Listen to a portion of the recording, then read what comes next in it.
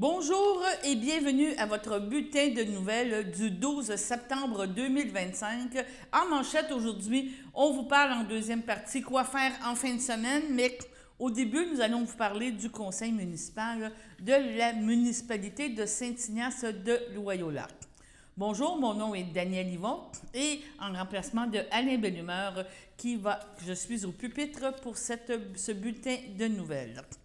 Nous vous présentons aujourd'hui le conseil municipal de Saint-Ignace de Loyola. On vous parle de différents extraits de deux séances, une séance extraordinaire du 4 septembre et la séance régulière du 9 septembre. On rappelle qu'on est tout en avant l'avant-dernier conseil pour l'ensemble des municipalités de la région.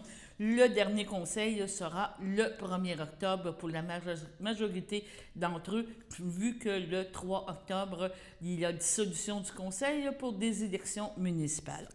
On vous parle en premier lieu à Saint-Ignace, il y a eu un octroi de contrat pour le projet de réfection de voirie, remplacement de ponceau et d'aqueduc dans le rang Saint-Isidore. Écoutons le maire Barthes.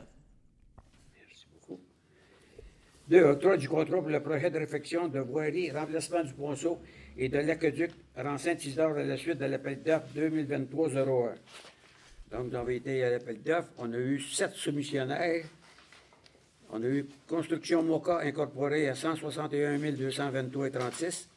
Groupe RMA incorporé 217 413,13. Pavage JD incorporé 278 630,42. Excavation Jérémy Forêt incorporé 184 550. Alide Bergeron et Fils limité 207 643,70.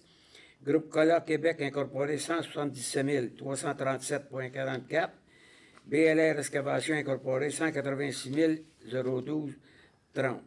Donc, il est proposé, secondé, et résolu d'octroyer le contrat de réfection de voirie, remplacement du ponceau et de l'aqueduc à Saint-Isidore à la compagnie Construction Moka pour la somme de 161 223,36. Et c'était proposé par M. Stéphane Allard, l'ingénieur qui a fait les plans des devis, comme quoi c'est conforme. Ça prendrait propos d'un M. Gilles Courchain, M. Louis-Charles Guertin à ma droite, à ma gauche. D'accord. Merci beaucoup. Par la suite, il y a eu aussi l'adoption d'un règlement autorisant les logements intergénérationnels sur la municipalité de l'île Saint-Ignace. M. Barthes, encore là, nous explique les aboutissants et les règlements qui seront appliqués.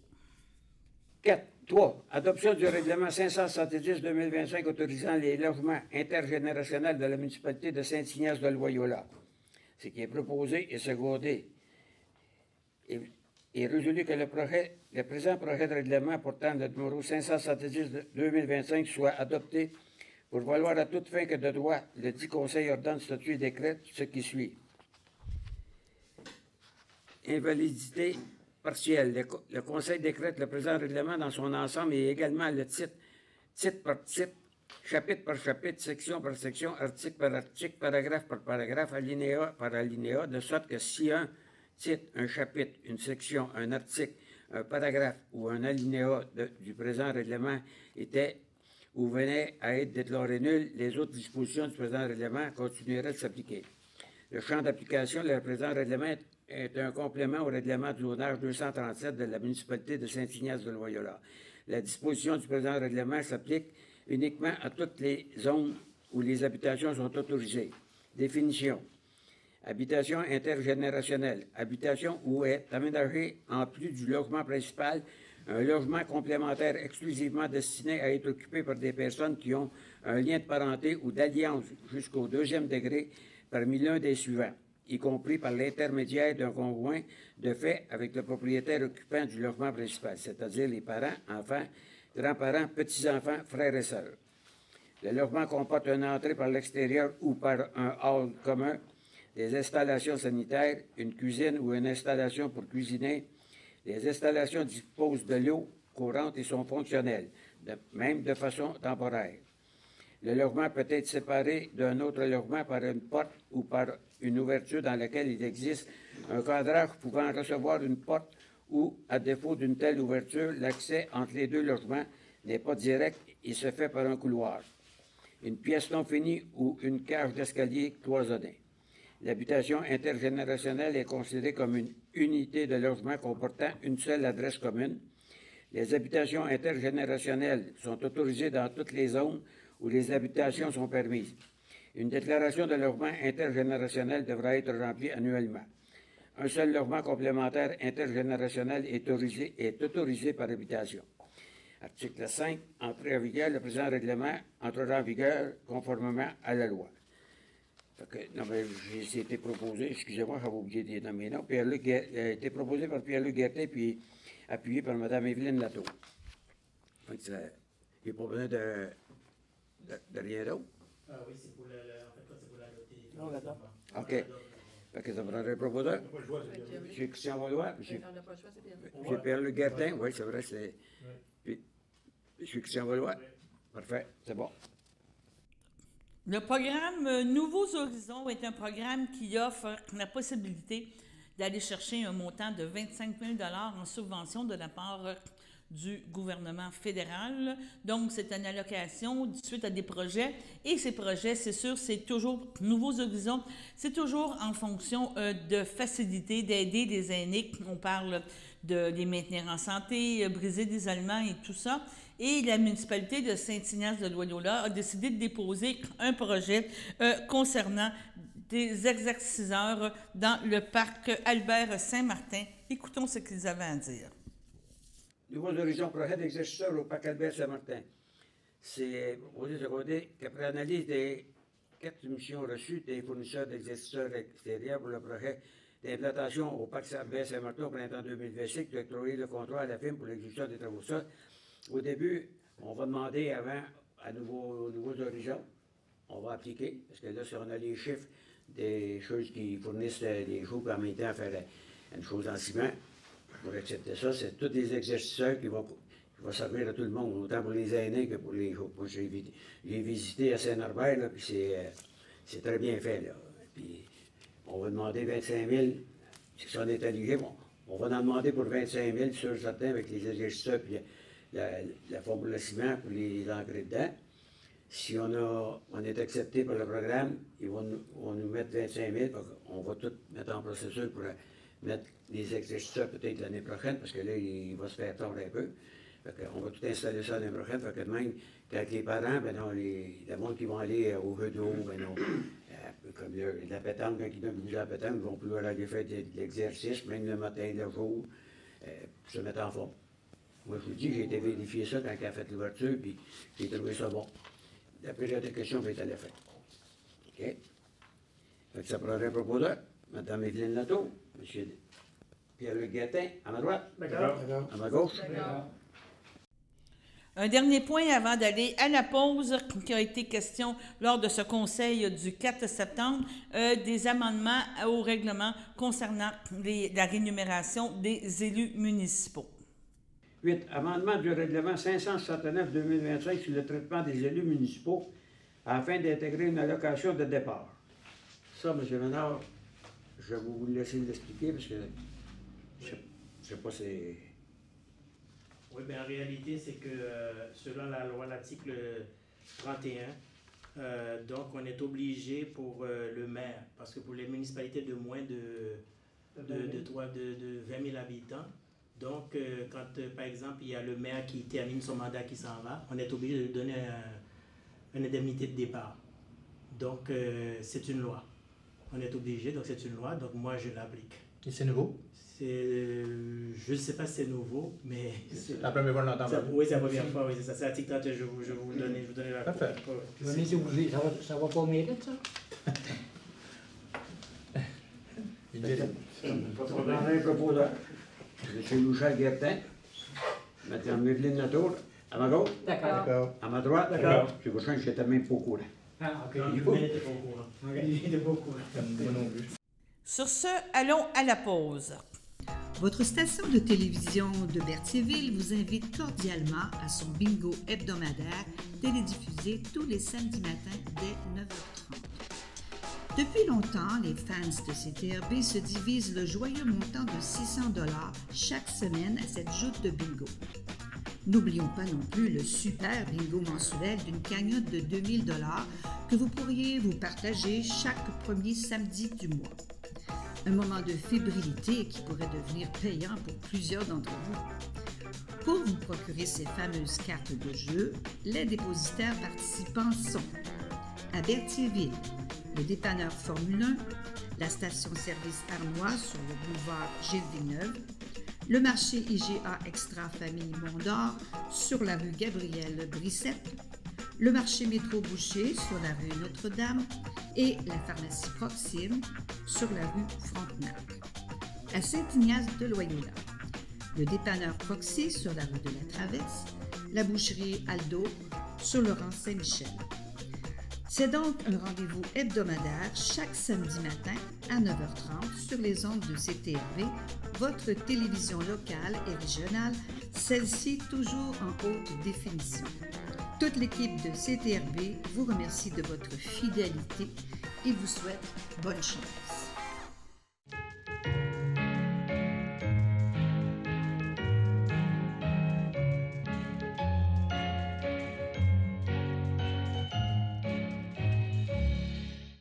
En ce 12 septembre 2025, le CABA veut souhaiter bon anniversaire à Isabelle Couot et la FADOC de l'Édipa à Normand Rivette. Allons maintenant au 13 septembre. Le CABA désire souhaiter bon anniversaire à Stéphane Roberge. Et au niveau de la FADOC de l'Édipa, on parle de Pierrette Saint-Martin, Régent Grégoire, Guylaine Barthes, Joanne Masse et Claude Courchaine. Maintenant, le 14 septembre, le CABA souhaite bon anniversaire à Joanne Leblanc ainsi que CTRB, une de nos bénévoles depuis quelques années, avec un S au niveau du bingo, et la FADOC de l'Édupan à Carmen Chancet. On continue maintenant avec le conseil de Saint-Ignace de Loyola, et celui-ci s'est tenu vraiment la séance ordinaire le 9 septembre dernier.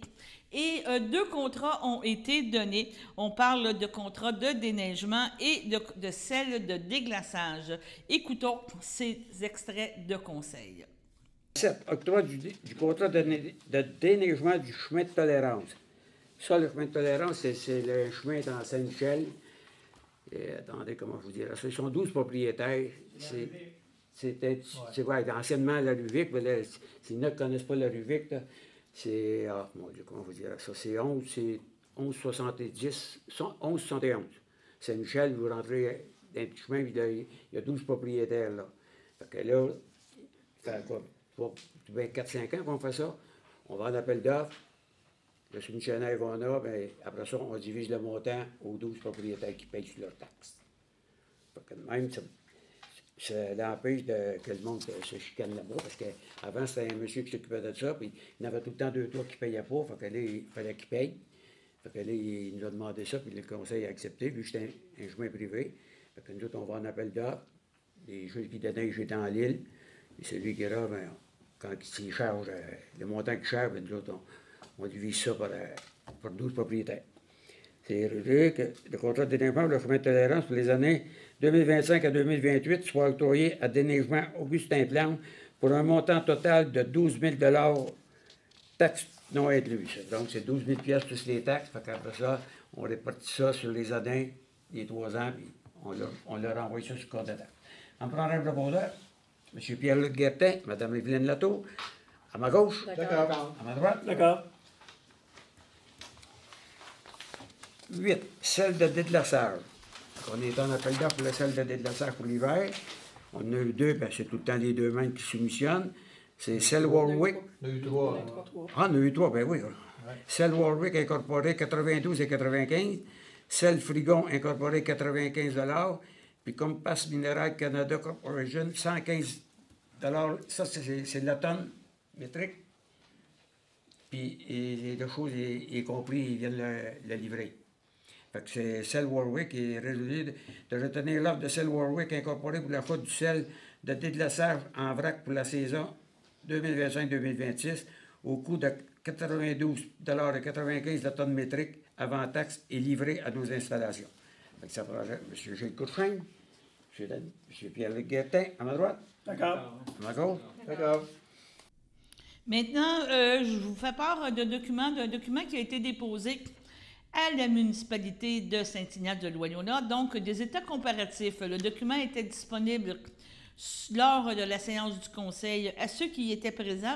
Un dépôt a été fait de ce document-là et je présume pertinemment que le document est encore disponible directement à la municipalité et le sera incessamment sur le site Internet de la municipalité. Donc, on parle d'état comparatif. Si on regarde versus le 31 août 2024 versus le 31 août 2025, en 2024, les revenus étaient de l'ordre de 2 865 744. Cette fois-ci, ils sont de 3 710 263. Donc, vraiment une augmentation de près de 1 million en termes de revenus. Au niveau des dépenses, c'est quand même très stable. L'an dernier, on parlait de 2 586 618 de dépenses au total. Et cette fois-ci, on parle de 2 536 364, environ 50 000 de moins de dépenses. Donc, présentement, l'excédent, au niveau de 2024, on était à 279 127 et au niveau de 2025, on parle d'un excédent présentement au 31 août de 1 179 899. À partir du budget initial de 2025, on parle d'une augmentation d'environ 100 000 d'un estimé au 31 décembre 2025. Donc, on part avec un budget de 3 930 173 et on estime que les revenus seront de 4 400 au 31 décembre 2025. Au niveau des dépenses, on prévoyait des dépenses de 3 930 173 et des prévisions de dépenses au 31 décembre avec compte tenu des états financiers au 31 août. On parle d'un total de dépenses maintenant de 3 580 079. Donc, on pourrait penser avoir au 31 décembre 2025 un excédent de 443 362. Donc, ce serait des bonnes nouvelles pour Saint-Ignace-de-Loyola. En terminant, bien, on vous parle aussi de commandites et dons au niveau de Saint-Ignace pour les filles d'Isabelle et la bibliothèque Régent-Ducharme. 11. Dons et commandites. 11.1. Demande de gratuité de la salle du sous-sol de l'Église par les filles d'Isabelle. Ça, les filles d'Isabelle, ils organisent un souper pour la fête des mères au mois de mai 2026. Ils ont demandé s'ils pouvaient avoir la salle du sous-sol de l'Église. Est-ce que c'est 2025? Non, 2026. 2026? Oui, pour le mois de mai 2026. Parce que le mois de mai 2025 est passé, monsieur. Vous avez raison. Fait qu'ils veulent organiser pour la fête des mères. Fait qu'ils demandaient la salle gratuitement. Fait que, vu que c'est des organismes, il y a beaucoup de monde de Saint-Ignace qui sont des filles d'Isabelle. Le conseil a accepté. Fait que ça prendrait un proposeur. M. Christian Valois, M. Daniel Valois, à ma droite. D'accord. À ma gauche. D'accord. Merci beaucoup. 12. Demande de gratuité de la salle du haut de l'Église par la bibliothèque Régent-Ducharme. Il va y avoir une conférence le 16, c'est le 16 novembre 2025. C'était marqué 2026, mais c'est vraiment 2025. Fait que ça me prend. Puis là, le conseil a accepté de prêter à la bibliothèque la salle que la conférence ait lieu. Ça le prend un petit peu parce que nos bénévoles ils organisent des conférences et ainsi de suite. Fait que, Mme Evelyne Latour, M. Pierre-Luc Guertin, à ma droite. D'accord. À ma gauche. D'accord. Merci beaucoup. Donc, c'est ce qui complète un peu la présentation du conseil municipal de Saint-Ignace-de-Loyola. On nous a parlé de quoi faire en fin de semaine, entre autres à Lanoret, marché public, les péchés mignons. Et le thème, cette fois-ci, sera fourche et bottes de foin, un peu un côté, western. Donc, comme toujours, les péchés mignons, ça se passe à Lanoret, sur les terrains en face de l'église.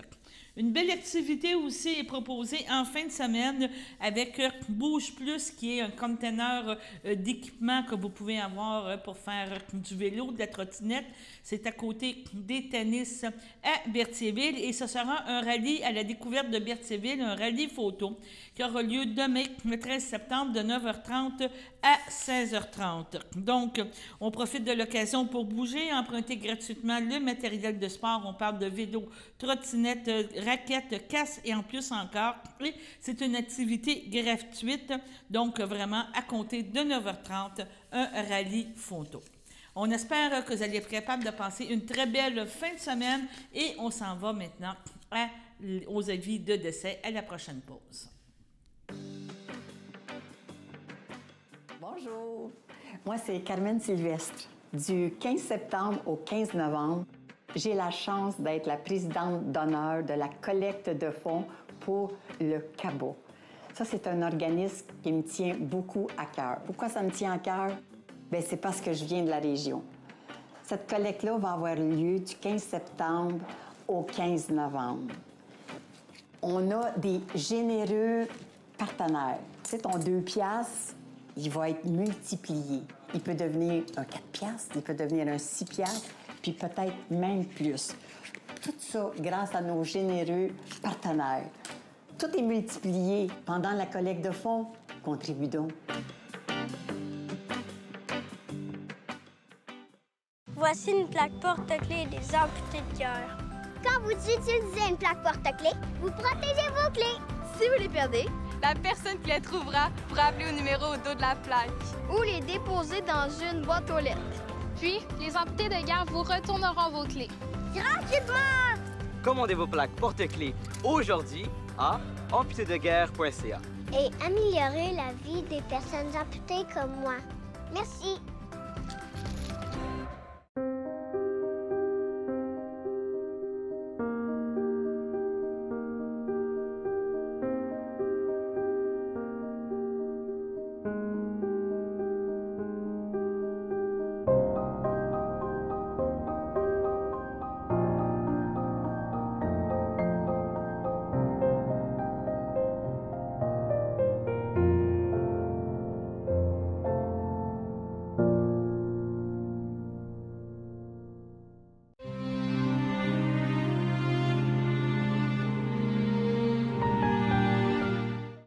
C'est avec une profonde tristesse que nous annonçons le décès de Gaétane Laroche-Paré, survenu le 28 août dernier à l'aube de ses 98 ans. Elle était l'épouse de feu M. Hector Paré. Elle laisse dans le deuil sa fille Sylvie et son conjoint Paul Michaud, ses 4 petits-enfants, Julien Michaud, Mélissa Mongeau, Claire-Hélène Michaud, Stéphane Perron, Gabriel Michaud, Rodrigo Di Castro et Hubert Michaud. Ses 2 arrière-petits-enfants, Gabriella et Xavier Michaud, son frère Jacques Laroche, Régent Plouffe, et ses belles-sœurs Gisèle Saint-Georges, Thérèse Paré, Louise Paré et Élise Paré, ainsi que ses neveux, nièces, la belle famille de sa fille, les Michaud, les amis de sa fille et de ses petits-enfants, ainsi que ses 2 grandes amies, Bertrande Leclerc et Françoise Laferrière. C'était une femme extraordinaire, érudite et humble que tous et toutes adoraient. La famille vous accueillera vendredi 19 septembre dès 15h au complexe funéraire Efterio, 741 Notre-Dame à Berthierville. Un hommage suivra en ce même lieu, la même journée à 17h. Au CHDL de Saint-Charles-Borromée, le 19 août dernier, à l'âge de 70 ans, est décédée Mme Louise Roch, épouse de M. Michel Hérard, demeurant à Saint-Ignace de Loyola. Elle laisse dans le deuil, outre son époux, ses enfants, Martin Hérard, Élise Paré, Isabelle Hérard, Martin Bricot, Lilianie Hérard, Guillaume Turgeon, ses petits-enfants, Alexandre, Jacqueline, Charlotte, Mathéo et Zoé, ses sœurs, ses beaux-frères et belles-sœurs, Lise Roch, Alain Bournival, Liliane Roch, Michel Rivet, Pauline Hérard, René Hérard, Angèle Hérard, Jean Hérard, Monique Hérard et Sylvain Hérard, Guylaine Hérard et Denis Hérard, ainsi que plusieurs neveux, nièces, autres parents et amis. La famille vous accueillera le 27 septembre dès 13h en l'église Sainte-Geneviève de Berthier, rue Montcalm à Berthierville. Les funérailles suivront à 14h. Sur ce, on passe à la météo.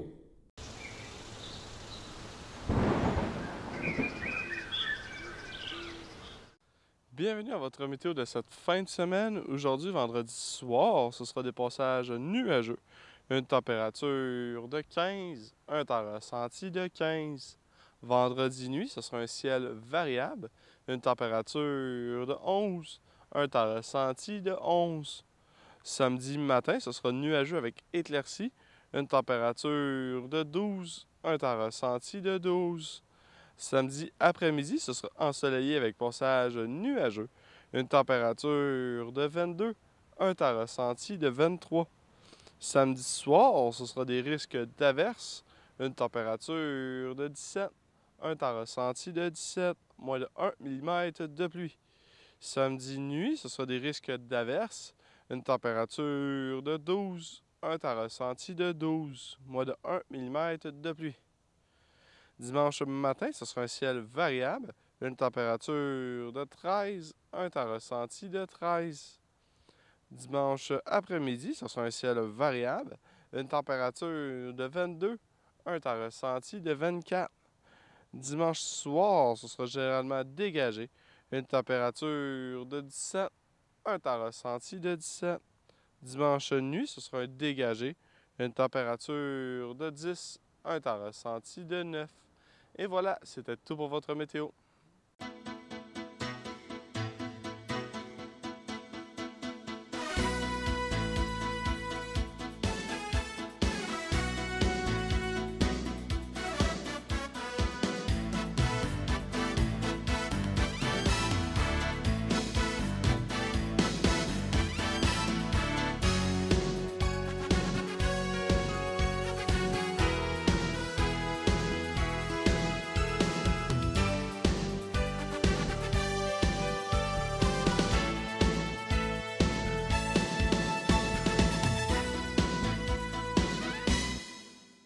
Salut tout le monde, ici Daniel Grenier pour vous parler des télévisions communautaires autonomes. Pourquoi?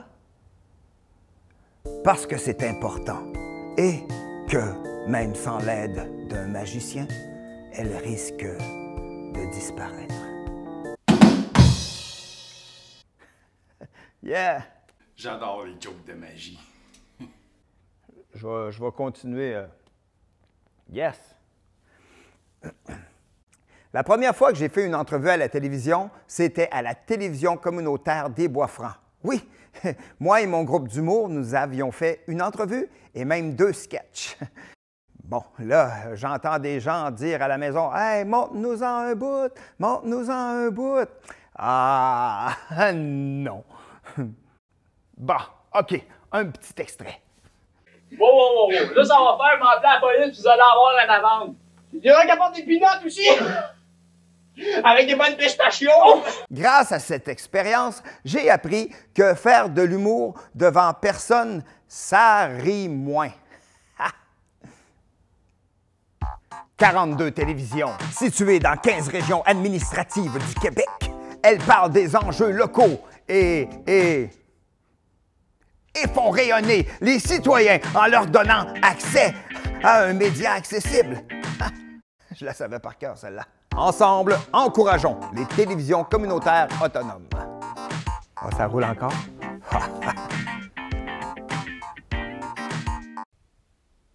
J'ose ma télé communautaire.